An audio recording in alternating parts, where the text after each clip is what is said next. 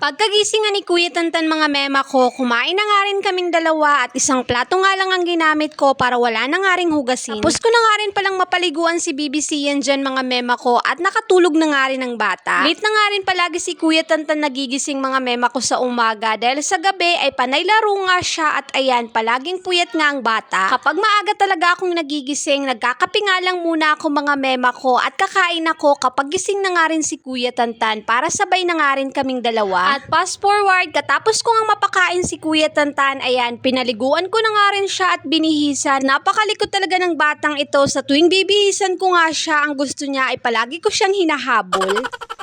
Pinainom ko na nga rin pala si Kuya Tantan dyan ng kanyang vitamins. At katapos nga, hinayaan ko nga lang muna si Kuya Tantan na maglaro nga sa kanyang mga laruan at habang si BBC yan nga ay tulog pa nga. Naisipan ko nga rin mga mema ko na lutuin na nga itong kamuting kahoy na ibinigay nga sa amin. Isa rin sa kinagandahan dito sa probinsya mga mema ko, kahit wala kang ang itinanim na ganito, may mga tao talaga na magbibigay din sa iyo ng ganitong pagkain. Matapos ko ngang mahugasan at ayan, isinalansan ko na nga rin pala sa kalderong aking paglulutuan at naglagay nga lang pala ako dyan ng asin at asukal at para mabalanse nga ang kanyang lasa at tamis. Naglagay na nga rin pala ako ng 2.5 basong tubig. Alam nyo ba mga mema ko, isa rin talaga ito sa mga paboritong pagkain ni Kuya Tantan at ini-snack niya dahil alam nyo nakakabusog din naman ito. At katapos nga ayan, isinalang ko na nga rin pala sa kalan. Hindi pa nga ako nakapagpagas dyan mga mema ko dahil wala pa nga tayong money. Pero hindi naman iba sa akin itong aking pinaglulutuan na kahoy nga ang panggatong dahil ito naman ang aking kinalakihan. Yung mahirap lang talaga ang makaka-relate niyan. Chor!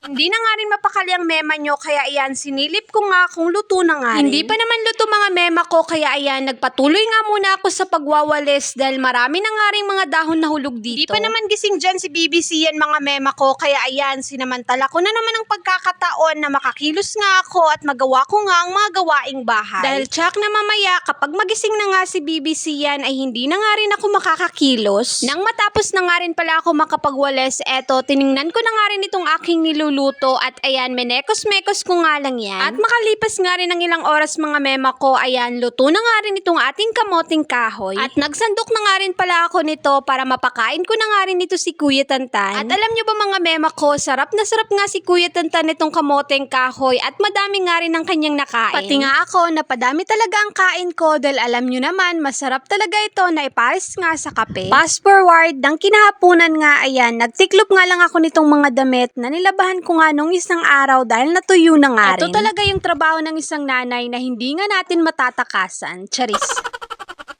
Aminin man natin sa hindi, katapos talaga nating maglaba at may sampay ang ating mga damit na nilabahan at matuyo ay talagang tutupuin nga natin. Ang kinai-enjoyan ko talaga sa pagtutupi, ito nga ang mga damit ni Kuya Tantan, lalo na nga itong mga terno-terno. Hindi rin talaga ako sanay mga mema ko na nakasabit pa nga to sa hanger at hindi nga tupiin lalo na at marami nga ring mga lamok ngayon. At kung nakaabot nga rin pala kayo hanggang dito mga mema ko, maraming salamat po.